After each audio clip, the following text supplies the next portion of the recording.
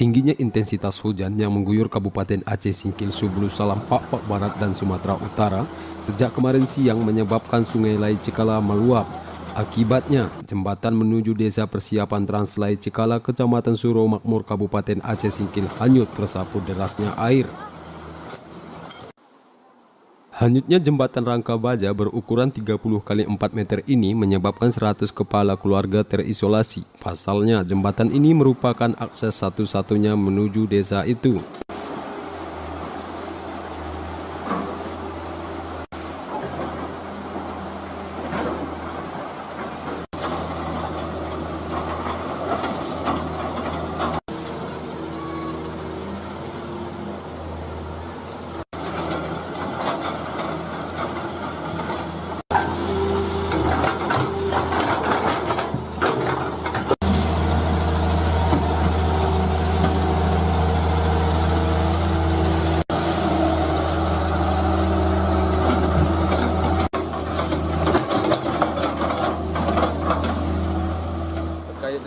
Kepala Pelaksanaan Badan Penanggulangan Daerah Kabupaten Aceh Singkil, Muhammad Ihsan, mengatakan, kami dari BPBD dan juga dari DPR, kita untuk reaksi cepat sementara ya, supaya akses ini memang tidak terputus.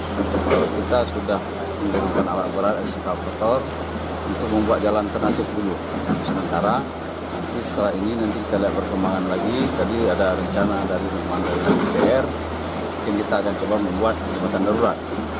Jadi jembatan darurat pun kan butuh waktu untuk dikerjakan, ya.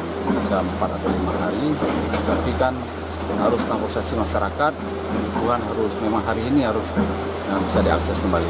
Upaya permanen tadi mungkin Pak Dian pimpinan dari DPR, kita akan tinjau ulang ini bagaimana proses perencanaan, karena ini kan pengerjaan tahun ini hanya rehab dari abutmen jembatan yang sudah anjlok di banjir di akhir tahun 2019.